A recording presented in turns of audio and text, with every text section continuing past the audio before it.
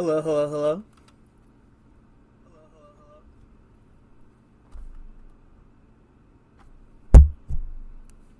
All right. Seems like we're good.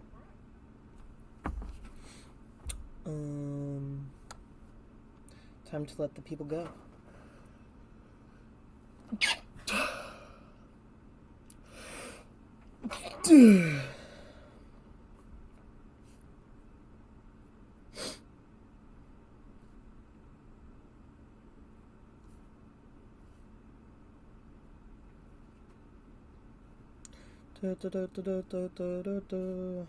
Oop.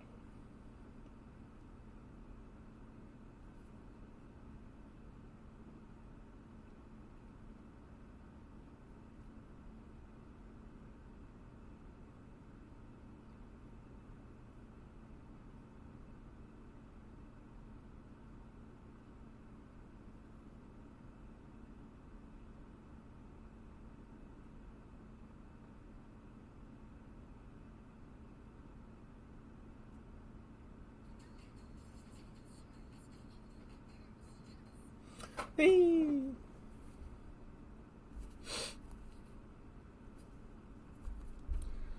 Alright, let's see if anyone joins this time. I'd be lying if I said it's been a little bit since anyone joins. What? But that's on me not being entertaining, I suppose. Whee! Oop. There we go. There we go. Now you don't have to just see it. I guess we could watch the trailer. Watch now. Rumors suggest that Twilight's Blade cult has been recruiting in Alliance cities. So Ramoth was right for once. The Twilight's Blade have been recruiting here. We must root out these cultists before they spread their corruption. It's imperative that we stop the Twilight's Blade at its source. I love Demon Hunters, but I don't know if I'd mess with this new Void Demon Hunter. New guys on the block. Oh, but the scythe is cool. The scythe is cool. Find and eliminate them. Maybe I do. I feel like I need to start off. And then I'm just gonna switch to whichever one does more DPS later. Their evil ends now.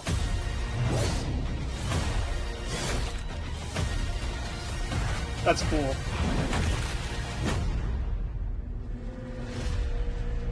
Twilight Ascension questline begins January 27th. Is that not today? No, today's the 20th.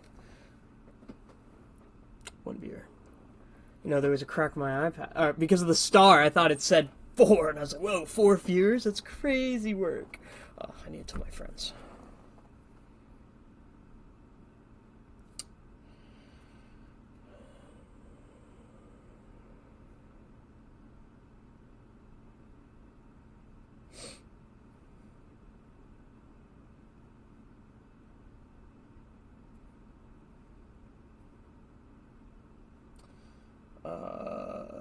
Who should I tell?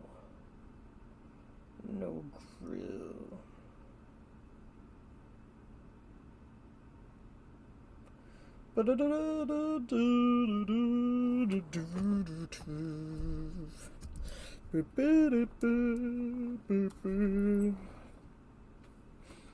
Alright, home. Okay, I mean, we're still just waiting on this shit right now.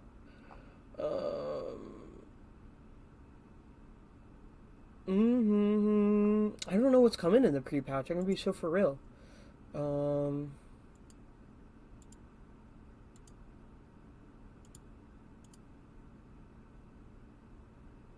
Midnight pre-release update launches. The quest line doesn't begin till then. Okay, there we go. Let's see. New UI and more. Update survival guide.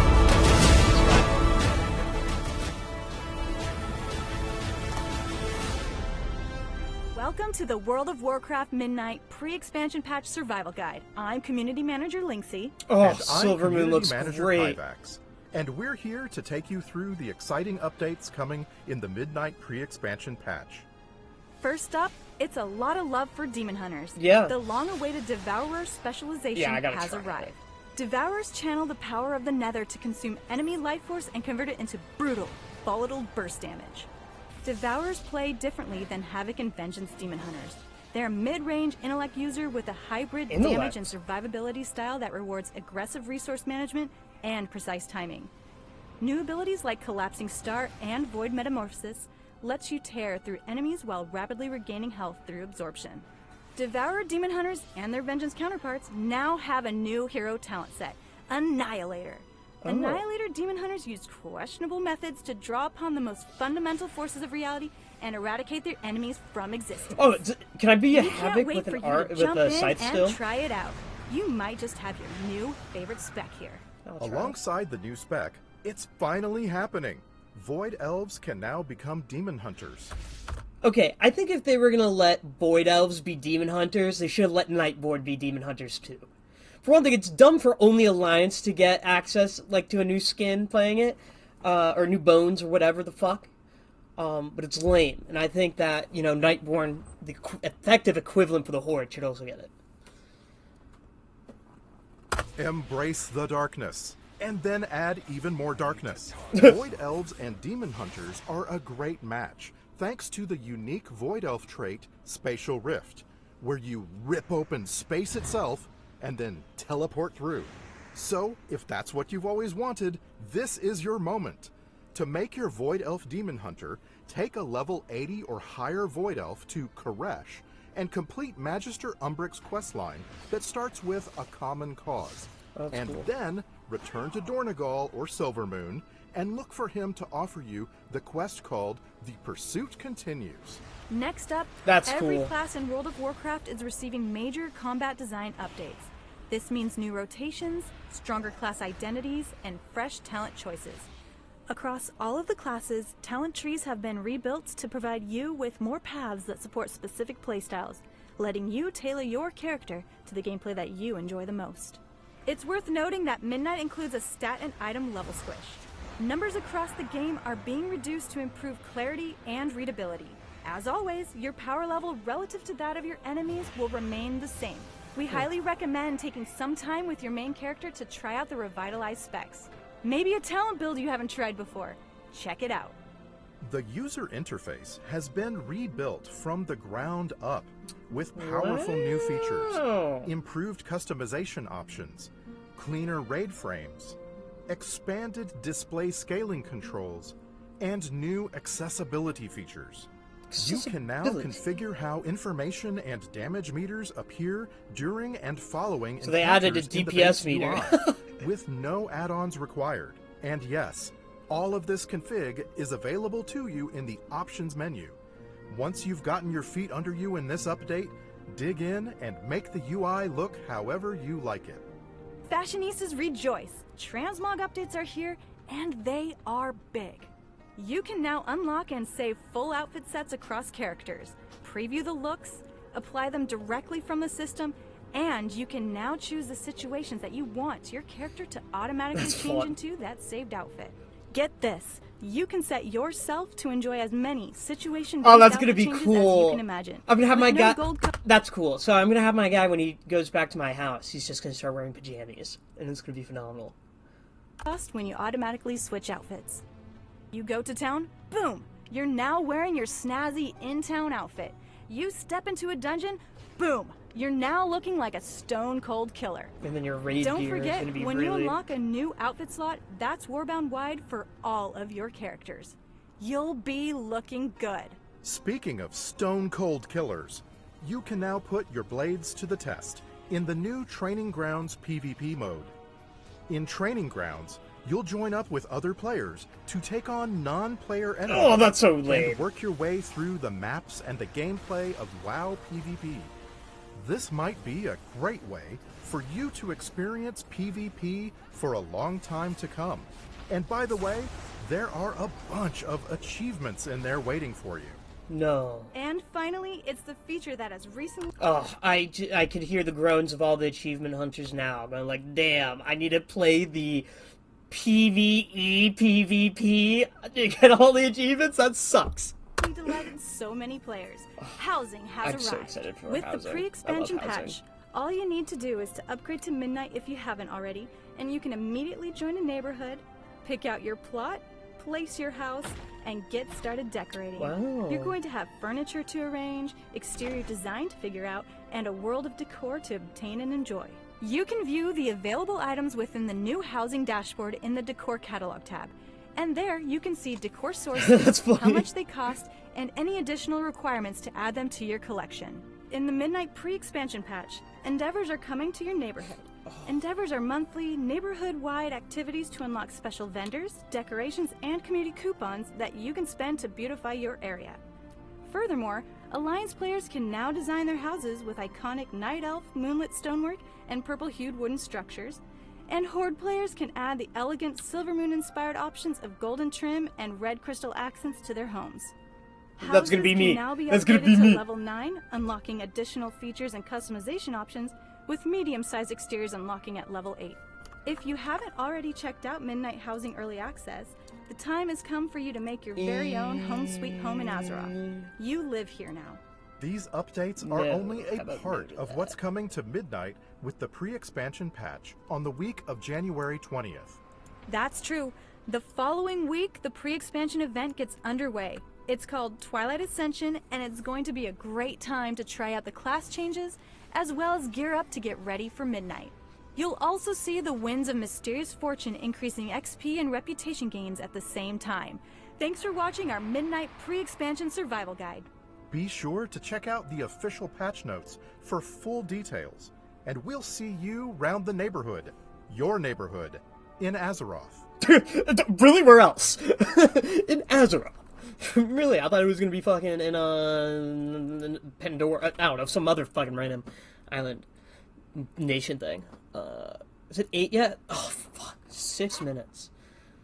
I don't know. What do we want? You know, the Burning Crusade Anniversary Edition pre-patch actually also does sound fun. If I had someone to do that with, maybe I do that for fun. Haha, do. We'll see. Dude, fuck Dementius, bro. This guy is such a pain in the ass. I can never get a good enough group to kill him with. And it's fucking annoying. Every day.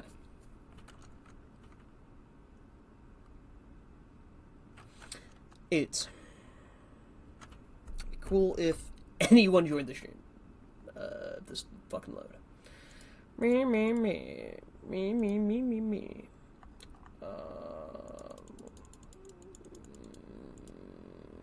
So I already got one though. Like did I not get? Why don't I have that book? Like, what's that? How do I get the fucking what?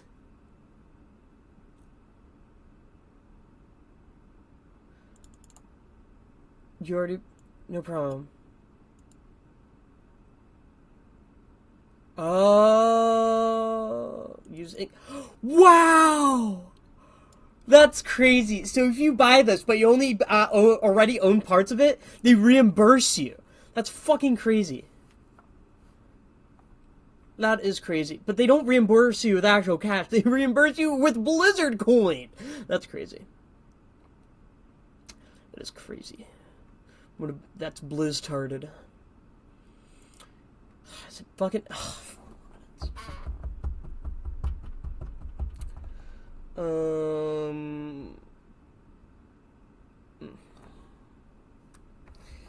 We got 4 minutes. 4 minutes. 4 minutes.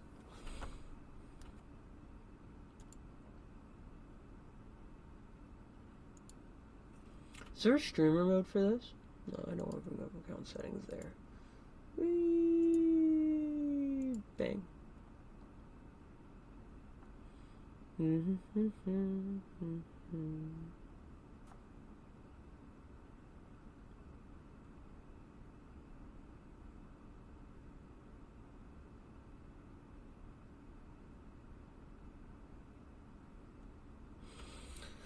Yeah, so I wonder what I want to see what happens to my remix characters. 3 minutes. Fuck, dude. Is any chance that it's already there? Boo, boo, boo, boo, boo, boo.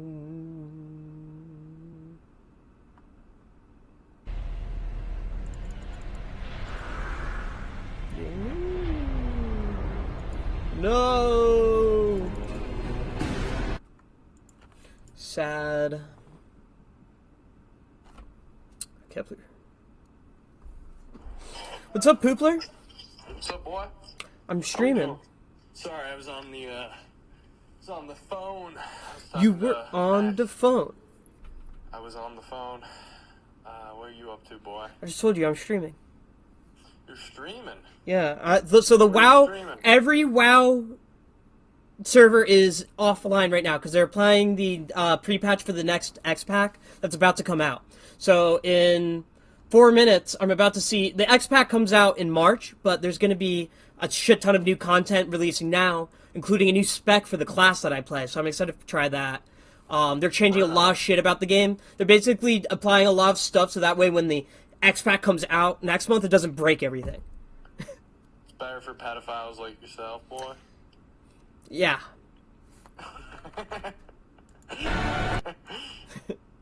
Oh yeah. But I'm excited for it. That's nice, though, dude. Yeah. So, what are you playing now, then? I just started streaming. I'm just waiting the 2 minutes. Oh, okay. Nice. Yeah. So, like, I'll be able to see what's up. So, like, the new X-Pack is coming out. And so, WoW, they have the main game, right? And that every new X-Pack comes out on it. And then there's WoW Classic, which are, the older games, like, you can play them. Like, you can play the original version of WoW. And then there's also remixes, which are like hyper quick leveling experiences through an old X-Pack. And the one for Legion, which was the first WoW X-Pack I played 10 years ago now, which is crazy, just finished up. So I also need to see what happens to my guys now that that thing is done, because I think they let you transfer them into the main game as well. Okay. So I'm excited. Nice. Right on, dude. Yeah. There you go. You're all built up there, boy. I am, dude. I fucking love WoW. There's so much fun shit. And it's like something they're adding with this expansion, but they already released it at the end of this last expansion, and with this patch, they're updating it, is they let you buy a house in a neighborhood, and you can customize the house and like add shit in it and decorate it. It's actually kind of funny. So I need to work on my guy's house. There you go. All right. It's 8. All right, boy. It's what? It's 8 o'clock. It's time to play. It's 8 o'clock. Time to perv, boy. Time to perv, bro. It's time to perv. How many streamer viewers do you have? 2. Who's watching? Me on YouTube. There you go. Alright, it's live. We are live? Wait, no, it's still offline. I lied. We're live. We are live. Christos, what are your thoughts on, That's what I just did to you.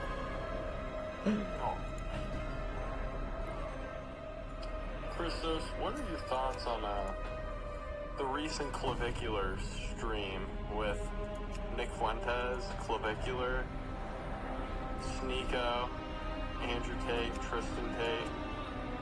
What was your thoughts on that? That is a wild stream. Were they celebrating the Tates allowed back in the United States? I think, no, it was, I think like Clavicular just organized it just to get controversial people together. That is a lot of controversial people together. And they went to like the club and they played the song that we played, Pick Me Up from the airport there. Do you remember that song? Did one of them get into a fight outside the club? I don't know. I don't think so, but I mean, I didn't keep up with it too much. I just saw some clips about it. That is crazy. That is a wild I group of people. watched it, so to be fair, I don't know, but I would assume probably not, or I probably would see something on it on my like internet or my social media, but I think the funny part is they went to the club and they were playing some Kanye songs, obviously. Yeah. Hold on. I'm trying to log. I can't talk to you on the phone and watch my YouTube stream. What? But no, they were playing some Kanye songs in the club and all that. And basically what happened, Chris says though, which I think is kind of funny, is they got banned from like all these major clubbing venues. They were all like, because you guys were there playing those songs, you guys are all controversial, like, we're banning you. Yeah. Because of that. What are your thoughts on that? I think that, well, I disagree with, I think it's lame. I think it's lame to ban people from a club, but I understand, wanting to, protect the physical venue, so I'm sure that, like, if that happens at a club, again, it'll, like, mess up the place a lot. And I also believe that businesses have the right to ban whoever they want, but I think it's lame. That's a fair point. Do you think it was lame to ban or to fire Jimmy Kimmel, or do you think that is wrong? Oh, I believe that firing... Like, here's the thing, right? I told you my opinion on it. I don't think that you should be allowed to get fired for your having opinions. And yeah, he said that stuff, and I don't think he should have gotten fired for that. You don't think you should get fired for your opinions? That's why... Remember when that happened and I called you, and it said that it changed my opinion on Alex Jones a lot? Yeah, dude, because... Well, Alex Jones was even worse, because it wasn't even him getting fired. It was like literally But you understand my overall argument there, that, like, I don't think, like, your well-being should be affected by your opinions like that. Yes, I totally agree. No, I actually agree Yeah. with you on that. No, we're in the same boat. Yeah. Dude, Well, neither of us are in a boat right now. I'm in a chair, and you're on a couch. I am. Dude, Bro, where is... It's... I hope you know, dude, I supported your opinion on Greece, too. I totally agree with you. Oh... I think your opinion is ironic. No, I see what you mean, but my general opinion on Greece... I don't say, like... I mean, yeah.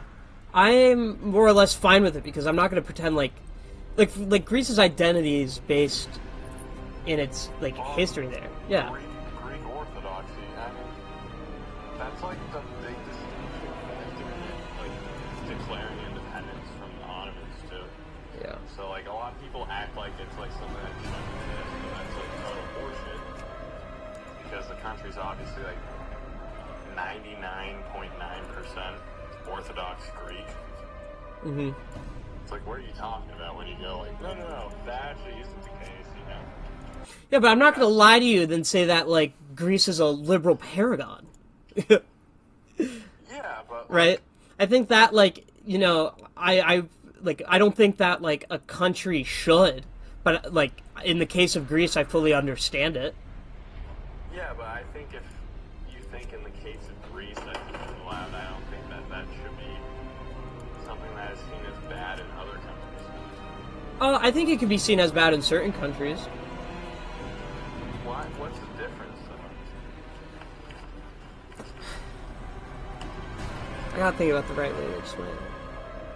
But... I understand, like, the premise and, like, the idea of, like, if you, like, Greece is different than, like, maybe the U.S. because the U.S. is built off of, like, But then again, the U.S. is built off of independence based on religious freedoms, and a lot of the people in the U.S. were religious minorities. Yeah. But I can I think understand part of that, though, is like, because of that, like the U.S. is a bit different. But, yeah. like, I just think, for me personally, I think the U.S. is just as similar in the sense that, like, they're Christian. Like, a Christian identity in the U.S. is no different than a Christian identity in Greece. I would disagree on that.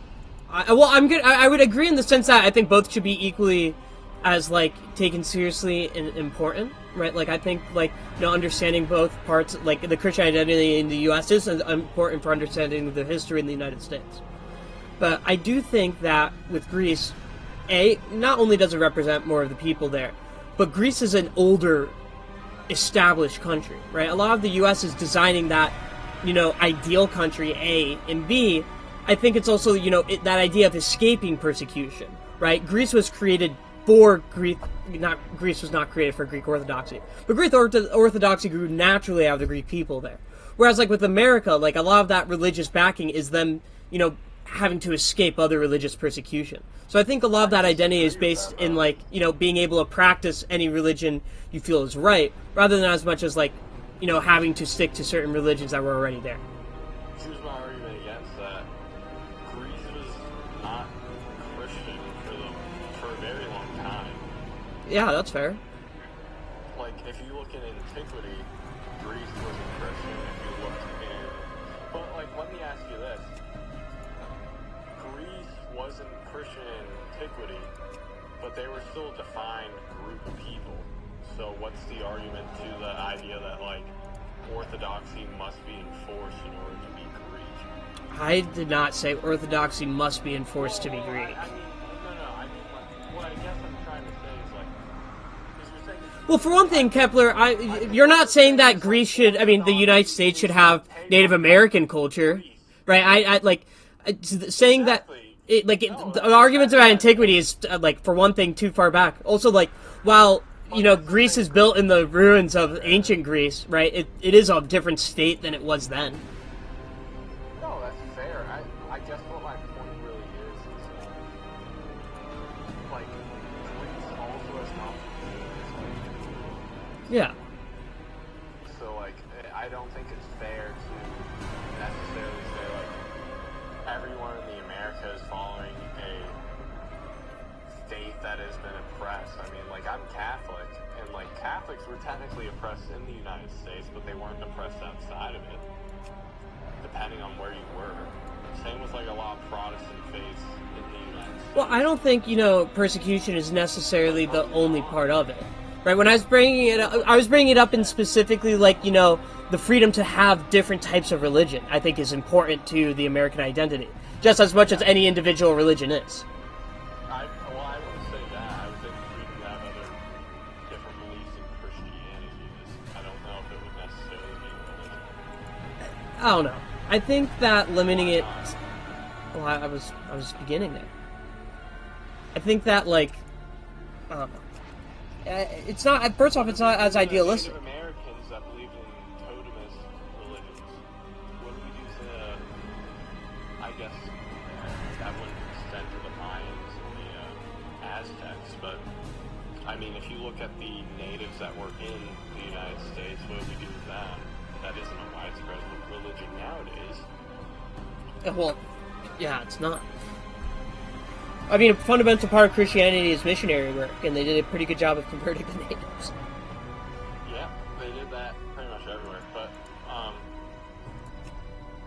I think that's a good point to, like, what I'm trying to say. I mean, I see what you mean, right? Like, and I think, like, I understand why you would say that. It's like, while it is freedom of religion, it's freedom of different types of Christianity. But I think that's just a narrow scope.